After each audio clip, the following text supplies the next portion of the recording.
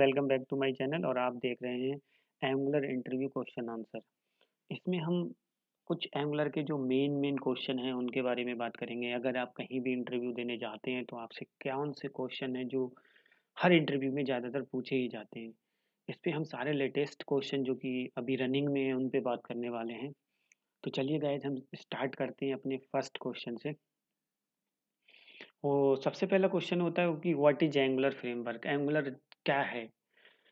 और तो इसका आंसर होता है कि Angular is a TypeScript based open source front end platform to make it easy to build the application within web mobile and desktop. मतलब क्या होता है कि एंगुलर एक TypeScript based open source front end framework है जिसकी help से आप एक रिस्पॉन्सिव वेब पेज क्रिएट कर सकते हो। For responsive means for mobile, desktop और वेब के लिए।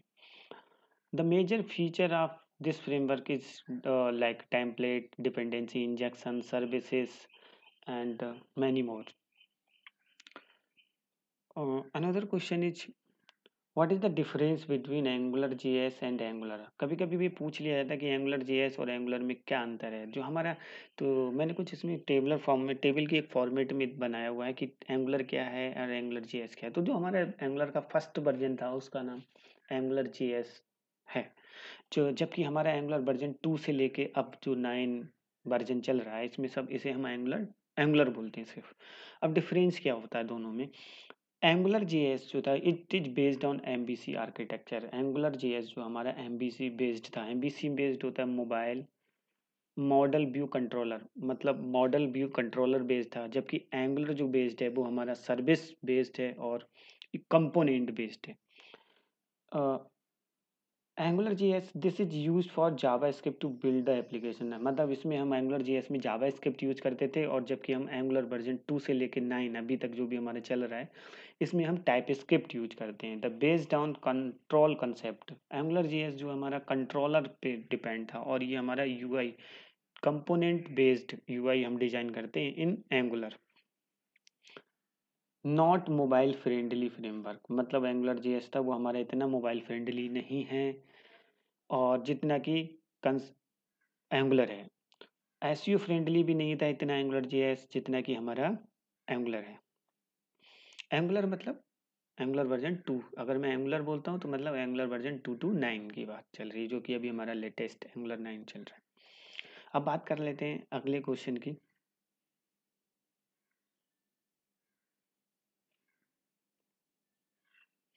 व्हाट इज टाइप स्क्रिप्ट, कभी कभी पूछ लिया जाता है कि टाइप स्क्रिप्ट क्या है। तो TypeScript is the superset of Java script created by the Microsoft. मतलब ये है कि टाइप स्क्रिप्ट क्या है जो कि अब एंगुलर में यूज करते हैं। जबकि जा एंगुलर 1 जो कि जे एंगुलर जेएस बोला जाता था उसमें हम जावा स्क्रिप्ट यूज करते थे। और जो हमारा टाइप स्क्रिप्ट है एंगुलर जो है वर्जन 2 से जो चेंज हुआ वो हमारा टाइप स्क्रिप्ट हुआ। और टाइप टाइप स्क्रिप्ट में मतलब एंगुलर जो यूज करती थी टाइप स्क्रिप्ट को यूज करती थी जो कि वर्जन 2 से लेके 9 अभी जो हमारा लेटेस्ट चल रहा है। अब टाइप स्क्रिप्ट है क्या। Type script is a super set of Java script. Super set इसलिए बोलते हैं क्योंकि इसमें हम सारे उप्स के कंसेप्ट यूज कर सकते हैं जैसे कि क्लास हुआ, इनहेरिटेंस हुआ और इंटरफेस क्रिएट करना हुआ। तो ये सारी चीज़ें हम कर सकते हैं।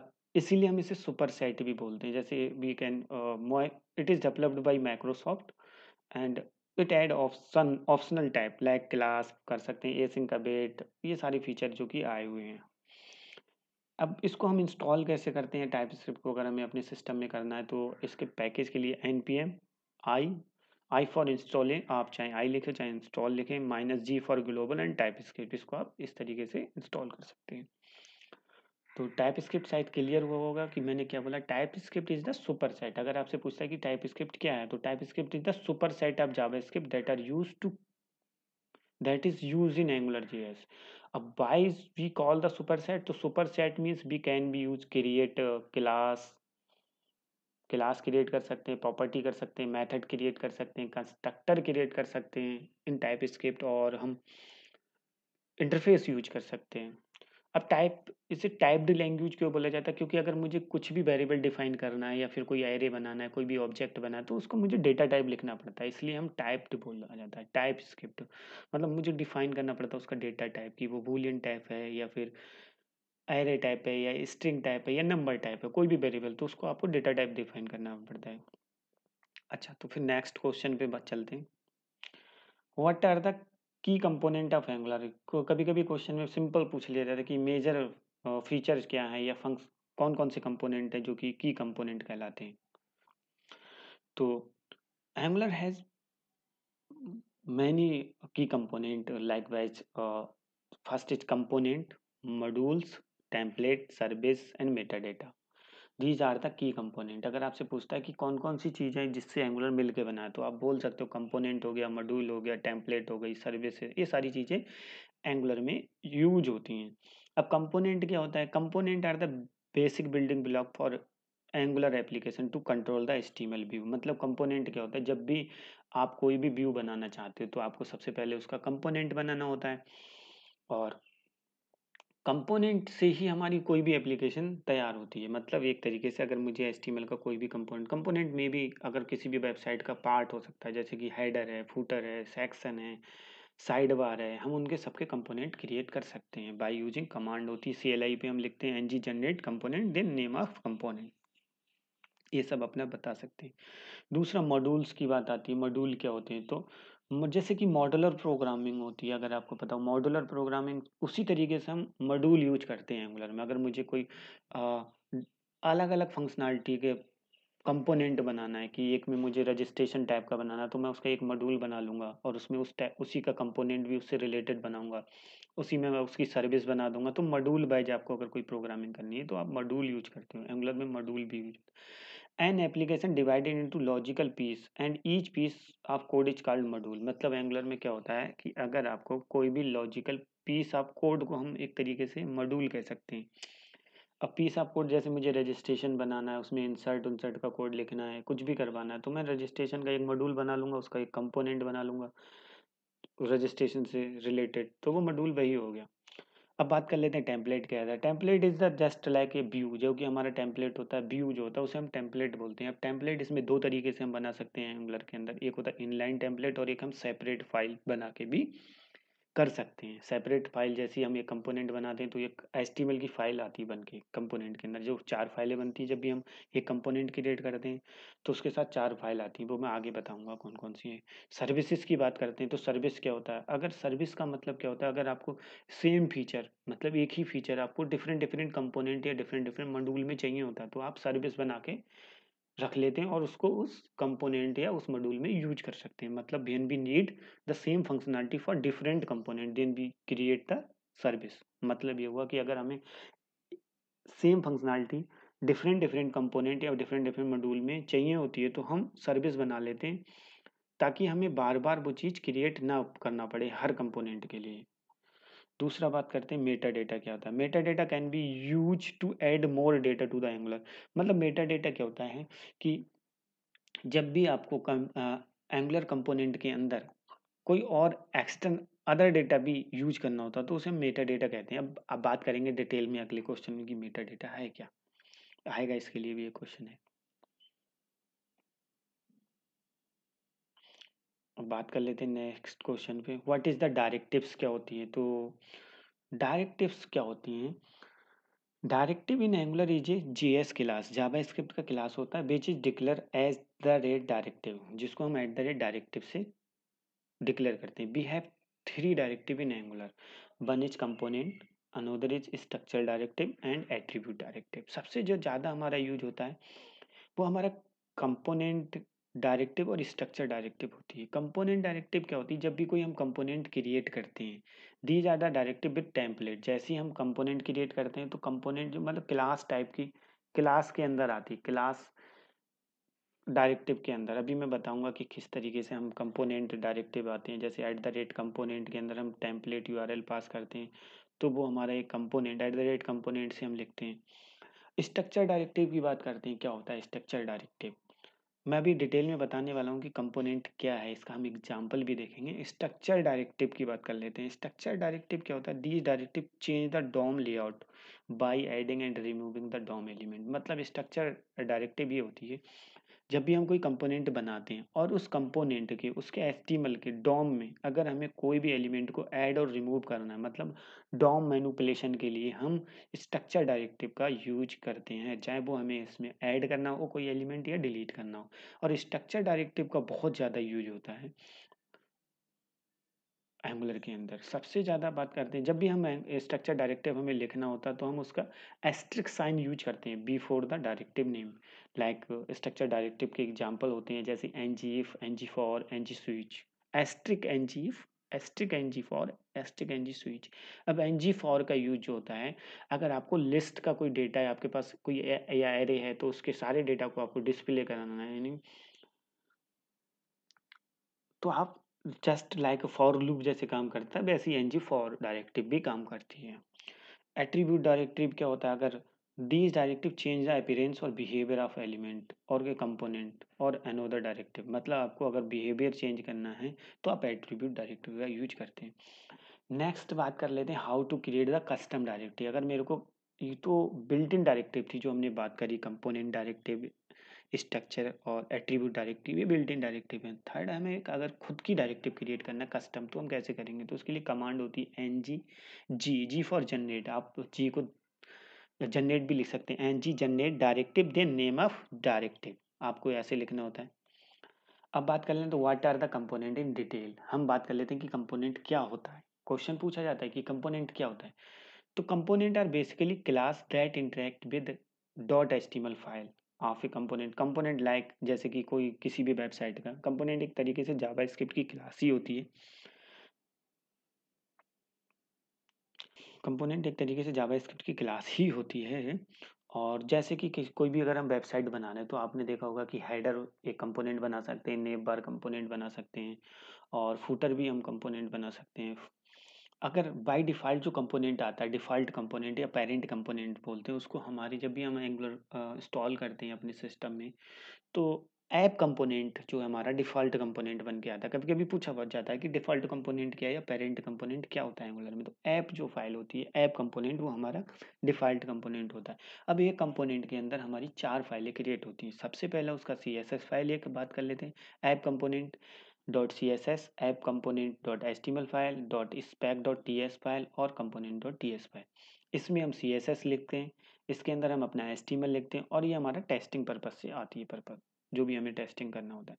और ये हमारा, इसमें हम अपने लॉजिक लिखते हैं component dot T S file में, जैसे हमें प्रॉपर्टी बाइंडिंग या कोई भी प्रॉपर्टी लिखना है, या फिर हमें सर्विस कॉल करनी है, या को जो भी हमें करना होता है वो हम टी एस फाइल के अंदर करते हैं। बाकी एच टी एम एल में हम अपना व्यू लिखते हैं। अब बात कर लेते हैं, अच्छा ये ऐप का मतलब है, अगर आप हेडर कंपोनेंट क्रिएट करोगे तो यहाँ पे हेडर लिख जाएगा, header component dot T S, header component dot H T M L, header component dot spec, header component dot T S, कुछ इस तरीके से कंपोनेंट का नाम आ जाता है और डॉट कंपोनेंट आ जाता है। बात कर लेते हैं आगे थोड़ा नेक्स्ट क्वेश्चन पे, what are the difference between directive, कब बात, what is the difference between component and directive. कई बार पूछा जाता है कि डायरेक्टिव और कंपोनेंट में क्या डिफरेंस है। तो मेनली क्या है, पहला डिफरेंस ये पढ़ लेते हैं। To register a component we use the component meta data, meta data annotation. जब भी आपको कोई भी कंपोनेंट बनाना होता है तो आप एट द, उसमें क्या होता है, एट द रेट कंपोनेंट लिख के आता है। देन अगर आपको डायरेक्टिव बनानी है तो at the rate directive sign use होता है। Component use for creating the UI only, component का काम है यूआई क्रिएट करना, जबकि directive are use to add the behaviour of existing DOM element. अगर मतलब आपने जो भी कंपोनेंट किया, जो भी डॉम कंपोनेंट क्रिएट किया है, अब उसके उसमें कुछ बिहेवियर ऐड करना है, जैसे ऐड करना है कोई एलिमेंट, डिलीट करना है, तो वो हम डायरेक्टिव का यूज करते हैं। जैसे कि अभी मैंने बताया था N G if, N G for, N G switch. Component is use to break the application into smaller component. मतलब कंपोनेंट का काम ये भी है कि अगर जो आपकी एप्लीकेशन है उनको छोटे छोटे पार्ट कंपोनेंट में ब्रेक कर देना। Directive is use to design और रियूजेबल कंपोनेंट, मतलब आपको उसको डिजाइन करना है या फिर रियूज करना है कंपोनेंट को। Only one component can be present पर डोम, मतलब एक डोम के लिए सिर्फ एक ही कंपोनेंट होगा, बट एक डोम के लिए मैनी डायरेक्टिव हो सकती हैं। Many directive can be use पर डोम एलिमेंट, एक डोम एलिमेंट के लिए बहुत सारी हो सकती हैं। बात कर लेते हैं नेक्स्ट क्वेश्चन पे। What are the template? Template क्या है? टेम्पलेट जस्ट सेम जैसे कि डॉट एचटीएमएल जो भी फाइल होती है वो हमारी टेम्पलेट होती है। अब ये टेम्पलेट क्या है? Template are use to display the view, जो हमें व्यू डिस्प्ले करना होता है उसे हम टेम्पलेट बोलते हैं। मतलब एचटीएमएल की जो फाइल है हमारी उसे हम टेम्पलेट बोलते हैं। अब ये टेम्पलेट दो तरीके से हो सकती है, या तो इनलाइन टेम्पलेट हम क्रिएट कर सकते हैं एंगुलर में, या फिर हम सेपरेट फाइल बना लेते हैं। जैसे हम एक कंपोनेंट क्रिएट करते हैं, तो कंपोनेंट क्रिएट करते हैं तो उस टाइम हमारी चार फाइलें क्रिएट होती है। एक उसकी CSS फाइल, एक HTML फाइल, एक उसकी TS फाइल और एक spec डॉट TS फाइल। तो दो डॉट HTML फाइल होती है वो सेपरेट HTML फाइल होती है, हम उसमें भी अपना HTML कोड लिख सकते हैं, या फिर हम इनलाइन कमांड लिख के हम सिर्फ डॉट HTML क्रिएट कर सकते हैं। इनलाइन होती इनलाइन जिसे हम बोलते हैं इनलाइन HTML। आगे बात कर लेते हैं। Next question, what is the module? Module क्या होते हैं? Module are the logical boundary in your application and application is divided into separate module to separate the functionality of your application. मतलब होता क्या है कि अगर आपकी फंक्शनैलिटी को सेपरेट करना है कि मुझे एक लॉगिन का मॉड्यूल बनाना है, एक रजिस्ट्रेशन का बनाना है, एक मुझे यूजर रजिस्ट्रेशन, एक एडमिन का मॉड्यूल बनाना है, तो अब ये मॉड्यूल क्या होता है कि आपके जो लॉजिकल फंक्शनैलिटी उनको सेपरेट करने के लिए आप मॉड्यूल बना लेते हैं। बाय डिफ़ॉल्ट जो मॉड्यूल बन के आता है ऐप मॉड्यूल आता है। डिफ़ॉल्ट मॉड्यूल जो होता है एंगुलर के अंदर वो ऐप मॉड्यूल होता है। और app module, the let's take the example of app module and root module, जो कि हमारा रूट मॉड्यूल भी कह सकते हैं, और declare by NG module decorator. जो हमारा रूट मॉड्यूल होता है वो एनजी मॉड्यूल डेकोरेटर से डिक्लेयर करते हैं। अब बात करते हैं what is NG module decorator. बहुत पूछा जाता है व्हाट इज एनजी मॉड्यूल, ये पूछा जाता है question, what is NG module. तो एनजी मॉड्यूल क्या है? तो NG module is a decorator. क्या है? एक तरीके से डेकोरेटर होता है, यानी कि हम कह सकते हैं मेटा डेटा, जैसे कि हमने बात करी थी। तो मेटा डेटा जो भी होता है हमारा क्लास डेकोरेटर के अंदर आता है। अब ये क्लास कंपोनेंट के अंदर, तो ये सबसे बात करते हैं एनजी मॉड्यूल। मॉड्यूल की बात करा तो इसके अंदर तीन चीजें होती हैं। सबसे पहला इंपोर्ट एरे होती है। इंपोर्ट के अंदर हमारे जो भी हम मॉड्यूल क्रिएट करेंगे उनको हमें यहाँ पे रजिस्टर करना होता है। जैसे कि हमारे यहाँ पे सबसे पहले हम उस मॉड्यूल को इंपोर्ट करेंगे, देन उसके बाद इंपोर्ट के अंदर रजिस्टर करते हैं। अगर मैंने कोई मॉड्यूल क्रिएट किया है, जैसे मैं मॉड्यूल के लिए क्रिएट कमांड होती है ng generate module then name of module. तो पहले हमें उसका नाम देना पड़ेगा, इंपोर्ट करना होगा, देन उसके अंदर इंपोर्ट एरे में उसको रजिस्टर करना होता है। ng मॉड्यूल के अंदर चार चीज़ें होती हैं। इंपोर्ट्स एरे एक तरीके से, डिक्लेरेशन, बूटस्ट्रैप एंड प्रोवाइडर।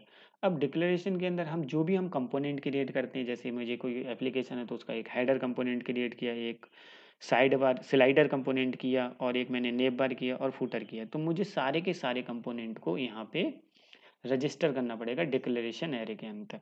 तो डिक्लेरेशन के अंदर आप कंपोनेंट को देते हो, या फिर डायरेक्टिव कोई भी क्रिएट करते हो, या पाइप क्रिएट करते हो, तो वो सब डिक्लेरेशन के अंदर जाता है। बूट स्ट्रैप के अंदर आप ऐप कंपोनेंट देते हो। बूट स्ट्रैप में ये होता है कि आपको कौन सा, जब आपकी एप्लीकेशन स्टार्ट होगी तो कौन सा कंपोनेंट बूट स्ट्रैप होगा, तो हमारा जो होता है ऐप कंपोनेंट होता है डिफॉल्ट, तो उसको हम यहाँ पास कर देते हैं। प्रोवाइडर के अंदर क्या होता है? प्रोवाइडर एरे के अंदर जो भी हम सर्विस क्रिएट करते हैं वो हम सर्विस जो है प्रोवाइडर एरे के अंदर रजिस्टर करते हैं। तो शायद गैस क्लियर होगा कि एनजी मॉड्यूल क्या है। तो एनजी, अगर आपसे कोई दोबारा मैं बता देता हूँ कि अगर कोई पूछता है एनजी मॉड्यूल क्या है, तो NG module is a decorator that it's use in app module dot T S file. App module dot T S file में भी बाई डिफ़ॉल्ट आता है। और इसके अंदर हम चार चीज़ें लिखते हैं। सबसे पहला इंपोर्ट एरे, इसके अंदर हमारे मॉड्यूल जाते हैं। डिक्लेरेशन के अंदर हमारे कंपोनेंट हो सकते हैं, डायरेक्टिव हो सकते हैं, पाइप्स हो सकते हैं। बूट स्टेप में हमारा ऐप मॉड्यूल होता है कि हमें कौन सा बाय डिफ़ॉल्ट बूट स्टेप होती है जब भी ऐप, तो कौन सा मॉड्यूल होना चाहिए। प्रोवाइडर के अंदर हम सर्विस देते हैं। तो नेक्स्ट क्वेश्चन पे देखते हैं इसका एक हम नेक्स्ट मॉड्यूल। अब यही चीज़ है, what is the NG module decorator. NG module decorator क्या है ये मैंने आपको सारा बता दिया कि इंपोर्ट के अंदर क्या होता है। Option is use to other dependency module. Dependent import के अंदर आप सारे वो जो भी डिपेंडेंट मॉड्यूल हैं उस एप्लीकेशन के लिए उनको आप इंपोर्ट के अंदर रखते हो। Browser module is required by default to web based Angular application. Declaration is use to define the component is respective module. आपको कंपोनेंट डिफाइन करना पड़ते हैं डिक्लेरेशन के अंदर। Bootstrap option tell the Angular which component to bootstrap in the application, कौन सा component boot step होता है। प्रोवाइडर के अंदर आप इंजेक्टेबल सर्विस देते हो, इंजेक्टेबल मतलब सर्विस आप क्रिएट करते हो। ये था एनजी मॉड्यूल क्या होता है। नेक्स्ट क्वेश्चन पे चलते हैं, व्हाट इज मेटा डेटा। अब बात करते हैं, बहुत ज़्यादा पूछा जाता है मेटा डेटा क्या है ये।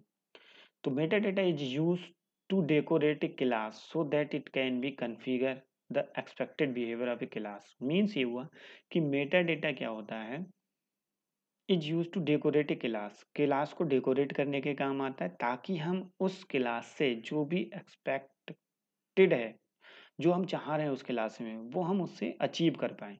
अब ये कुछ तरीके से हो सकता है, कैसे कैसे हम कर सकते हैं। तो क्लास डेकोरेटर होता है, प्रॉपर्टी होता है, ये कई सारे डेकोरेटर होते हैं। तो क्लास डेकोरेटर के अंदर आता है at the rate component at the rate NG module, जो कि हमारा क्लास डेकोरेटर के अंदर आता है। प्रॉपर्टी डेकोरेटर के अंदर हमारा आता है and eight the rate input at the rate output. जैसे एट द रेट, कभी कभी ये भी क्वेश्चन बहुत पूछा जाता है, एट द रेट इनपुट और एट द रेट आउटपुट क्या है। तो at the rate input at the rate output ये है कि जब हमें पेरेंट से चाइल्ड कंपोनेंट में डेटा को ट्रांसफ़र करना होता है या कोई भी प्रॉपर्टी पास करनी होती है, तो हम एट द रेट इनपुट का यूज करते हैं डेटा शेयरिंग के लिए। और जैसे ही अगर हमें child to parent data pass करना है या शेयर करना है, तो हम at the rate output decorator का यूज करते हैं। तो डेटा शेयरिंग पर्पज से आप at the rate input at the rate output का यूज करते हो। एट द रेट इनपुट का काम है parent to child data share करना, और चाइल्ड टू पेरेंट करना है तो at the rate output. Class decorator and component and NG module. अच्छा, अब मैं इसमें ये बताने वाला हूँ कि क्लास डेकोरेटर क्या है और कैसे यूज होते हैं। तो देखो जाए गैस, जैसे ही आप कोई कंपोनेंट क्रिएट करते हो तो एट द रेट कंपोनेंट, उसमें आप जैसे मैंने कोई भी कंपोनेंट किया, माई कंपोनेंट नाम से कंपोनेंट क्लियर किया, तो माई कंपोनेंट सेलेक्टर के अंदर आपको आ जाएगा। और उसके बाद टेम्पलेट एक आएगा, ये है class component tag, class decorator का कंपोनेंट। तो कंपोनेंट के अंदर, कंपोनेंट डेकोरेटर के अंदर आपका एक सेलेक्टर आ जाता है, टेम्पलेट आता है और सीएसएस की फाइल भी आती है। और बात कर लेते हैं एनजी मॉड्यूल के अंदर आपका इंपोर्ट आता है और डिक्लेरेशन आता है। इंपोर्ट के अंदर आप अपने सारे मॉड्यूल को पास करते हो, और डिक्लेरेशन एरे के अंदर आप अपने कंपोनेंट जो भी होते हैं उनको, या फिर पाइप है या सर वो पाइप है या डायरेक्टिव, उनको पास करते हो। तो कुछ इस तरीके से होता है उसका code. Property decorator use for property inside the class at the rate input at the rate property. जब भी आपको जैसे at the rate input use करना है, parent to child data send करना है, तो आप एट द रेट इनपुट का यूज करते हो। तो सबसे पहले आपको इम्पोर्ट करना होता है, एट द इनपुट इम्पोर्ट करनी होगी इनपुट, देन आप उसको यूज कर पाओगे। तो ये होता है हमारा इनपुट डेकोरेटर और आउटपुट डेकोरेटर। अगर आपसे पूछता है कि डेकोरेटर क्या है, तो आपको मैंने बताया कि decorator are use to, decorator का क्या है कि आपको जो कोई भी क्लास की फंक्शनैलिटी जो आपको अचीव करना है, तो उसमें कोई एक्स्ट्रा मेटा डेटा ऐड करना है, तो आप डेकोरेटर का यूज करते हो। मेटा डेटा प्रोवाइड करने के लिए ही हम डेकोरेटर का यूज करते हैं। अब वो कौन कौन से हो सकते हैं, क्लास डेकोरेटर हो सकता है, प्रॉपर्टी डेकोरेटर हो सकते हैं, ये सब मैंने आपको बताया। बात करते हैं what is Angular C L I. Angular C L I क्या है, ये तो बहुत ही बेसिक क्वेश्चन है कि सी एल आई क्या है। तो सी एल आई क्या है, एक कमांड लाइन इंटरफेस है, जो कि हम जिसे एंगुलर सी एल आई बोलते हैं, यानी कि ब्लैक स्क्रीन जो आती है वो आपकी एंगुलर सी एल आई कहलाती है, जिसपे आप सबसे पहले उस पर क्या क्या कर सकते हैं। अगर आपको सबसे पहले अपना प्रोजेक्ट इंस्टॉल करना है, एंगुलर इंस्टॉल करना है, सबसे पहले आपको नोड इंस्टॉल करनी होती है, उसके बाद npm इंस्टॉल एंगुलर, देन आप अपने प्रोजेक्ट का नाम दे देते हो, जैसे npm install Angular C L I. पहले आप सी एल आई इंस्टॉल करते हो, देन आप अपना प्रोजेक्ट क्रिएट करते हो ng न्यू, देन प्रोजेक्ट का नाम क्रिएट कर सकते हो जो भी प्रोजेक्ट है सी एल आई के थ्रू। दूसरा है कि आप कंपोनेंट जनरेट कर सकते हो, डायरेक्टिव जनरेट कर सकते हो, सर्विस जनरेट कर सकते हो, मॉड्यूल जनरेट कर सकते हो। उसके लिए कुछ बेसिक कमांड होती हैं, जैसे कंपोनेंट यहाँ पे लिखा हुआ ng generate class, class generate करना है तो लिखेंगे माई क्लास। आपने माई क्लास नाम का आपका एक क्लास जनरेट हो जाएगा। अगर कोई कंपोनेंट करना है तो आप लिखेंगे ng generate component, then component का नाम, यहाँ पे है कंपोनेंट का नाम माई न्यू कंपोनेंट, तो इससे एक कंपोनेंट जनरेट हो जाएगा। ng generate directive, then directive generate कर सकते हो। nm जनरेट करना है तो आप ये लिखोगे, मॉड्यूल जनरेट करना है तो ng generate module, then name of module लिखते हो। तो चलिए गाइस अगला क्वेश्चन पे चलते हैं। अगर आपको प्रोजेक्ट रन करना होता तो आप ng सर्व लिखते हो। अगला क्वेश्चन, what is the service. Service क्या है, service is used when a common functionality need to be provided in the various module. Service allow for greater separation to concern your application and better modularity by allowing to extract the common functionality out of the component. मतलब ये हुआ कि service आप क्या होता है, जब भी हमें कोई कॉमन फंक्शनैलिटी हमें सेपरेट मॉड्यूल में चाहिए होती है तो मैं क्या करता हूँ, सर्विस क्रिएट कर लेता हूँ। जैसे कि मैंने बताया कि सर्विस का काम होता है, इससे पहले भी मैंने बताया था कि सर्विस क्या होता है। Service are use to if we want to share the same functionality for different application, sorry different different component. अगर आपको डिफरेंट डिफरेंट कंपोनेंट या डिफरेंट डिफरेंट मॉड्यूल में सेम फंक्शनैलिटी चाहिए होती है तो आप सर्विस क्रिएट करके रख लेते हो और उसको यूज कर लेते हो। तो सर्विस क्रिएट करने के लिए कमांड होती है ng generate service then name of service. बात कर लेते हैं आगे। What is the dependency injection in Angular. Dependency injection क्या होता है, DI। डिपेंडेंसी इंजेक्शन मतलब बेसिकली अगर डिपेंडेंसी इंजेक्शन की बात करें, नॉर्मल बेसिकली डेफिनेशन क्या होती है कंप्यूटर साइंस में डिपेंडेंसी इंजेक्शन। डिपेंडेंसी इंजेक्शन का मतलब होता है when a one software pass the dependency to the another. मतलब एक सॉफ्टवेयर सिस्टम दूसरे सॉफ्टवेयर सिस्टम को डिपेंडेंसी पास करता है तो उसे हम डिपेंडेंसी इंजेक्शन बोलते हैं। अब एंगुलर के अंदर कैसे होता है डिपेंडेंसी इंजेक्शन, अगर मुझे मैंने कोई सर्विस बनाई है और उस सर्विस को मुझे दूसरा कंपोनेंट यूज करना चाहता है तो पहले वो क्या करता है, उस सर्विस को इंजेक्ट करता है तभी उस सर्विस को यूज कर पाएगा। इसी को हम डिपेंडेंसी इंजेक्शन बोलते हैं। अब बात पढ़ लेते हैं एक बार क्या लिखा हुआ। Dependency injection DI is an important application design pattern in which we class ask the dependency to the external resource to rather than the creating the internal. मतलब ये हुआ कि जब भी कोई भी डिपेंडेंसी या design dependency injection is an important application design pattern in which A class ask the dependency for the external resource. वही सेम जैसे कि मैंने बताया कि अगर आपके पास कोई भी कंपोनेंट या कोई भी मॉड्यूल है तो वो दूसरे मॉड्यूल से खुद जनरेट नहीं करता उस सर्विस को, बल्कि दूसरे मॉड्यूल पे डिपेंडेंट है, यानी कि उससे बोलता है कि मेरे को डिपेंडेंसी ये चीज़ चाहिए, सर्विस चाहिए, तो वो क्या करता है उसको इंजेक्ट कर लेता है और उसको यूज कर लेता है। यही आपका डिपेंडेंसी इंजेक्शन होता है। How, next question, how is dependency hierarchy form in angular. How is dependency hierarchy formed in angular. Angular में किस तरीके से हिरार्की चलती है। जैसे कि अगर आपने कोई सर्विस क्रिएट की तो अगर उसको आपने पर्टिकुलर मॉड्यूल में इंपोर्ट किया या रजिस्टर किया तो सिर्फ वही मॉड्यूल यूज कर पाएगा।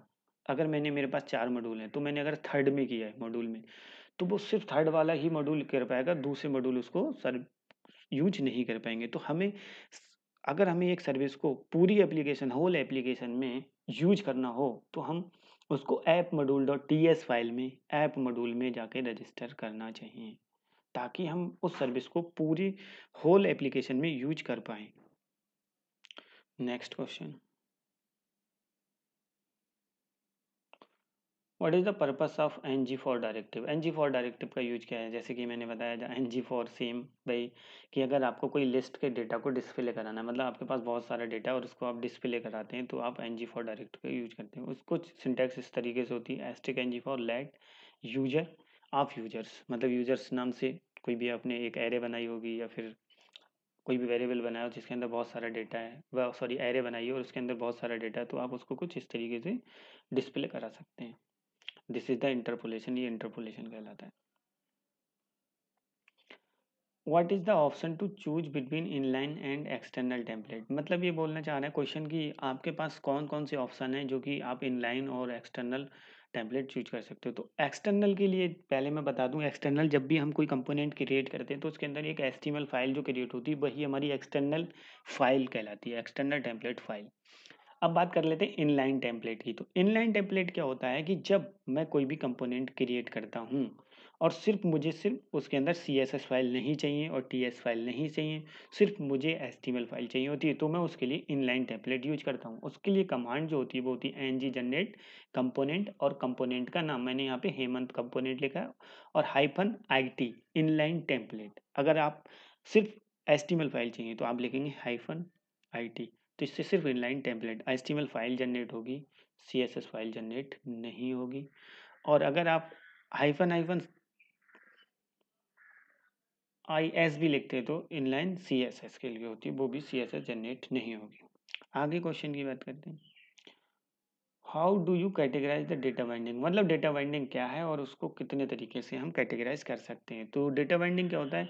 डेटा बाइंडिंग मीन्स होता है कि flow of data from component to view and view to component. अगर हमें कंपोनेंट से व्यू में डेटा को फ्लो कराना है और व्यू से कंपोनेंट में कराना है तो हम डेटा बाइंडिंग का यूज करते हैं। अब कम एंगुलर में डेटा बाइंडिंग फ्रॉम हो सकता है source to view. Source to view मतलब टीएस फाइल, सोर्स यहाँ पे TS file to view dot HTML file है, मतलब source TypeScript to view जा सकता है, और व्यू टू सोर्स मतलब हम व्यू टू सोर्स कर सकते हैं, और view to source and source to view मतलब टू वे डेटा बाइंडिंग भी इसे कहते हैं, थर्ड वन को। तो सबसे पहले बात कर लेते हैं from the source to view. Source to view के अंदर आता है हमारा इंटरपोलेशन प्रॉपर्टी और एट्रीब्यूट एंड क्लास बाइंडिंग।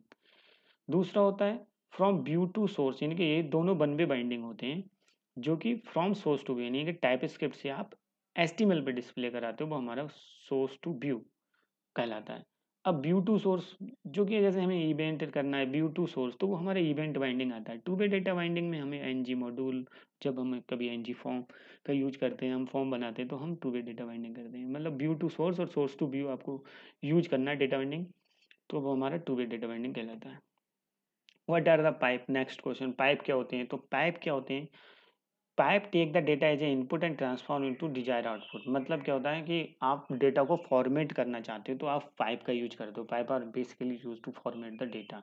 जैसे कि यहाँ पे we can write the pipe by using pipe symbol, that is this pipe symbol. ये होता है पाइप सिंबल। जैसे मैंने को बर्थडे, यहाँ पे मैंने एक बर्थडे वेरिएबल लिया और यहाँ पे मैंने एक न्यू डेट प्रिंट कराना है और मुझे यहाँ पे शो कराना है, तो मैं क्या कर लूँगा, डबल कर ली इंटरपोलेशन करूँगा, बर्थडे जो वेरिएबल का नेम है और डेट, तो ये डेट पाइप होता है। बहुत सारे पाइप होते हैं जो कि प्री डिफाइंड पाइप होते हैं, जैसे डेट है, लोअर केस, अपर केस, ये सारे हमारे बिल्ट इन पाइप होते हैं। तो पाइप का काम है कि डेटा को फॉर्मेट करना। अब पूछ लिया जाता है कि बिल्ट इन पाइप या फिर कस्टम पाइप भी क्या होती है, तो हम कस्टम भी हम अपना पाइप क्रिएट कर सकते हैं, जिसके लिए कमांड होती है ng generate pipe they name of pipe, हम पाइप को जनरेट कर सकते हैं। अब बात करते हैं पैरामीटराइज पाइप। पैरामीटराइज पाइप क्या होते हैं? जब भी हमें कोई भी हम पाइप कर रहे हैं और उसके अंदर हम कोई पैरामीटर पास कर सकते हैं, तो पैरामीटर जो जो होता है भाई कॉलन से हम पास करते हैं, तो उसे हम पैरामीटराइज पाइप करते हैं। जैसे कि अभी हमने देखा बर्थडे डेट, और यहाँ पे मैंने पाइप लगाया और उसमें पाइप का नाम लिखा डेट, देन ये पैरामीटर पास किया कि किस फॉर्मेट में डेट होना चाहिए। तो ये जो कॉलन है इसे हम पैरामीटराइज पाइप बोलेंगे। नेक्स्ट क्वेश्चन पे चलते हैं। How do you chain the pipe, pipe चैनिंग किसे कहते हैं? ये भी कह सकते हैं कि पाइप चैनिंग क्या होती है। जब हम मल्टीपल पाइप यूज करें तो उसे हम पाइप चैनिंग बोलेंगे। जैसे कि डेट पाइप, देन हमने अपर केस पाइप यूज किया यहाँ पे, डेट पाइप, देन हमने अपर केस पाइप यूज किया, मतलब आपने एक ही जगह पे मल्टीपल पाइप यूज किए, उसे हम पाइप चैनिंग बोलेंगे। और कैसे करते हैं? Bye using pipe symbol. What is the difference between pure और इम्प्योर पाइप? अब क्वेश्चन आता है कि प्योर पाइप क्या होते हैं और इम्प्योर, बहुत ज़्यादा पूछा जाता है प्योर पाइप क्या है और इम्प्योर पाइप क्या है। तो ये pure pipe is only called when Angular detect a change in the value of parameter pass to a pipe. मतलब प्योर पाइप वो होते हैं जब एंगुलर डिटेक्ट करता है, मतलब एंगुलर को कहीं चेंज पता लगता है, जो तब कॉल होते हैं जब भी मैंने कोई पैरामीटर पास किया और उसमें कोई चेंज किया, या फिर मैंने कोई प्रिमिटिव इनपुट वैल्यू चेंज की, जैसे कि स्ट्रिंग है, नंबर है, बूलियन है, इसमें कोई भी चेंज आता है, या फिर कोई ऑब्जेक्ट है जैसे डेट, एरे और फंक्शन, तब जो पाइप कॉल होते हैं वो हमारे प्योर पाइप कहलाते हैं। मतलब a pure pipe is only called when Angular detect a change in value of parameter pass to a pipe. मतलब ये हुआ कि जो भी आपने पैरामीटर में, कोई भी पाइप है उसके पैरामीटर में जो भी वैल्यू पास किया उसमें कोई चेंज किया, या फिर आपने किसी प्रिमिटिव इनपुट वैल्यू में चेंज किया, जैसे कोई स्ट्रिंग है, स्ट्रिंग की वैल्यू चेंज कर दी, नंबर की वैल्यू चेंज कर दी, या कोई भी डेटा टाइप है, या फिर कोई ऑब्जेक्ट टाइप है, डेट, एरे और फंक्शन है, उसमें कुछ भी चेंज किया, तो आपके जो पाइप कॉल होता है वो हमारा प्योर पाइप कहलाता है। इम्प्योर पाइप कब होता है? अब impure pipe is called every change deduction cycle no matter whatever the value और पैरामीटर चेंज। मतलब इम्प्योर पाइप कुछ भी चेंज हो, चाहे वो मॉस मूव हो या फिर की अप की डाउन, या फिर पैरामीटर कुछ भी हो, तो जो पाइप कॉल होता है वो हमारा इम्प्योर पाइप कहलाता है।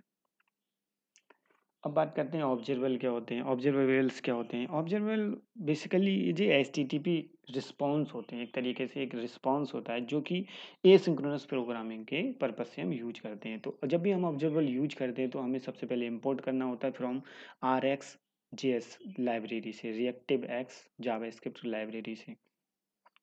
अब बात कर लेते हैं डेफिनेशन की। An observable is a unique object similar to the promise that can help message asynchronous code, मतलब जो एसिंक्रोनस प्रोग्रामिंग के पर्पज से यूज होता है। Observable are not part of JavaScript language, so we need to really the popular observable library called RxJS, मतलब RxJS की library को आप यूज करते हो जब भी आपको ऑब्जर्वेबल यूज करना होता है। एक ये जस्ट लाइक प्रॉमिस ही होते हैं। अब कभी कभी बहुत ज़्यादा क्वेश्चन पूछा था डिफरेंस क्या है प्रॉमिस और ऑब्जर्वेबल में, कहा बहुत बार पूछ लिया जाता है व्हाट इज द डिफरेंस। तो प्रॉमिस और ऑब्जर्वेबल में ये डिफरेंस होता है कि आप प्रॉमिस को रिवॉक नहीं कर सकते। जब भी आपने कभी भी मतलब रिक्वेस्ट सेंड की तो उसको आप बीच में हल्ट नहीं कर सकते। जैसे कि प्रॉमिस की कुछ स्टेट भी होती हैं, सबसे पहले पेंडिंग होता है, फिर प्रॉमिस रिजेक्ट एंड रिजॉल्व होता है इसके अंदर ऑब्जर्वेबल के अंदर। उसके अंदर थर्ड स्टेप और होती है जो कि हमारी पेंडिंग होती है। बात करते हैं नेक्स्ट क्वेश्चन पे। इस पे मैं अलग से वीडियो बनाऊंगा what is the difference between promise और ऑब्जर्वेबल। बहुत ही इंपॉर्टेंट क्वेश्चन है जो कि हमारा नेक्स्ट वीडियो में आएगा। What is the observable, observable तो हमने बता ही दिया। What are the different type of compiler in Angular, compiler कौन कौन से होते हैं एंगुलर के अंदर, तो और why we need to compile the Angular, हमें एंगुलर को कंपाइल करने की जरूरत क्यों होती है और कौन कौन से कंपाइलर होते हैं। तो there are two type of compiler, one is JIT just in time compiler, another is ahead of time AOT ahead of time. अब क्या होता है कि क्वेश्चन पूछा था डिफरेंस क्या है, JIT क्या है और AOT क्या है, तो बात कर लेते हैं। JIT just in time is a type of compilation that compile your app in the browser at the run time, जो कि आपका डिफ़ॉल्ट कंपाइलर होता है, वो रन टाइम जो कंपाइल होता है। Just in time is a type of compilation that compile your app at in the browser at the run time. जैसे आप एनजी बिल्ड या एनजी सर्व कमांड को करते हो तो वो आपका जस्ट इन टाइम कंपाइलर काम करता है वहाँ पे। The compilation is the default when you run NG build और एनजी सर्व, मतलब जब भी डिफ़ॉल्ट जो कंपाइलेशन होता है, जैसे ही हम एनजी सर्व या एनजी बिल्ड कमांड चलाते हैं तो हमारा default compilation just in time compiler होता है, कंपाइलेशन होता है। अब बात करते हैं AOT का यूज क्या होता है और क्यों बेटर है AOT in comparison to JIT। तो ये भी हम बात करेंगे कि AOT क्यों बेटर है in comparison to JIT। Ahead of time is a type of compilation that compile your app at the build time, मतलब JIT आपका रन टाइम होता है और ये बिल्ड टाइम कंपाइल होता है। जब भी आपको एप्लीकेशन बिल्ड करनी होती है तो आप कमांड लिख दो NG बिल्ड हाइफन EOT, तो ये क्या होता है EOT कंपाइलेशन चलता है। Include the EOT option to NG build और NG सर्व कमांड बिलो, मतलब आपको जब भी एड टाइम कंपाइलेशन करना होता है तो आप NG बिल्ड और NG सर्व के आगे हाइफन EOT लिख देते हो। Note the NG build command with prod production Meta flag NG build minus compile with EOT by default. अगर आप NG बिल्ड हाइफन prod भी लिखते हो तो वो भी by default NG build EOT ही है। Why we need of compilation process, हमें कंपाइलेशन प्रोसेस की ज़रूरत क्यों है। तो Angular component and template cannot be understood by the browser directly, मतलब जो भी एंगुलर है अगर हम कुछ भी कंपाइल करते हैं या फिर तो उसकी जो ये टेम्पलेट है वो ब्राउज़र नहीं समझता। अगर अब ब्राउज़र को कुछ due to that Angular application require the compilation process, अगर कोई भी टाइप स्क्रिप्ट लिखा है, टाइप स्क्रिप्ट को कोड को ब्राउज़र समझता नहीं है कि क्या है, तो हमें क्या करना होता है ब्राउज़र को कंपाइलेशन में क्या होता है कि जब वो कोड हमारा जावास्क्रिप्ट में कन्वर्ट हो जाता है और जब ब्राउज़र जो होता है हमारा जावास्क्रिप्ट को समझता है, इसीलिए हमें कंपाइलेशन की ज़रूरत है। शायद क्लियर होगा कंपाइलेशन की क्यों जरूरत है। क्योंकि आप जो कोड करते हो एंगुलर के अंदर वो टाइप स्क्रिप्ट होता है, और टाइप स्क्रिप्ट ब्राउजर तो समझता नहीं है। तो टाइप स्क्रिप्ट नहीं समझता तो आपको क्या करना होता है, कंपाइल करनी होती है अपनी ऐप को, अपनी अपनी एप्लीकेशन को। तो ब्राउजर उस चीज को समझ ले, इस वजह से आपको रिक्वायर्ड होता है compilation. Next question, what are the advantage with OT. मतलब एट टाइम ऑफ कंपाइलेशन कि क्या एडवांटेज है इन कंपेयर टू जीआईटी, कि जीआईटी बेटर होता है या एओटी। बहुत बार क्वेश्चन पूछा जाता है, मेरे से भी कई बार पूछा गया है कि एओटी बेटर है और जीआईटी बेटर है। तो AOT is better, why? Faster rendering, one is faster rendering, the browser download the pre compiled version, क्योंकि ब्राउजर को सारा प्री कंपाइल्ड वर्जन मिल जाता है तो फास्ट हो जाता है।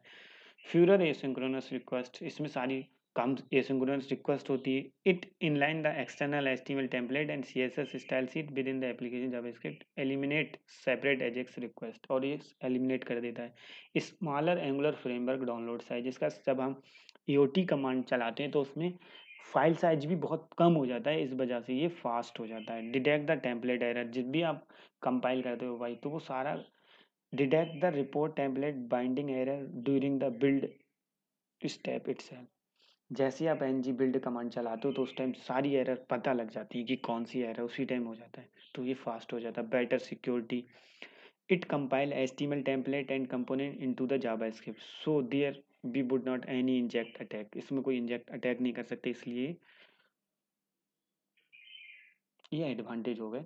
पहला faster rendering, fewer asynchronous request, smaller Angular framework download size, template, detect template error earlier, then better security. सबसे ज़्यादा आप बता सकते हैं वो faster rendering. What are the phase of, अब एओटी के फेस कौन कौन से हैं। एओटी 3 फेसों में काम करता है। सबसे पहले कोड एनालिसिस होता है, फिर कोड जनरेट होता है, देन वैलिडेशन चेक करता है।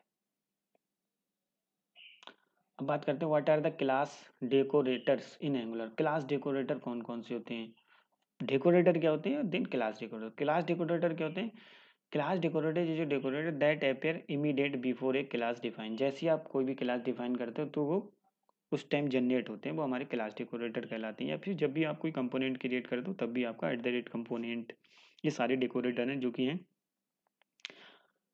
At the rate component, at the rate directive, at the rate pipe, at the rate injectable, at the rate NG module, ये सारे हमारे क्लास डेकोरेटर के अंदर आते हैं। Thank you guys for your time and please subscribe my channel, and I will be back for next video जिसमें हम देखेंगे कि एंगुलर 9 की न्यू इंटरव्यू क्वेश्चन क्या है, एंगुलर 9 में क्या आया है, और कुछ एडवांस लेवल के इंटरव्यू क्वेश्चन देखेंगे। तो thank you guys and bye for now.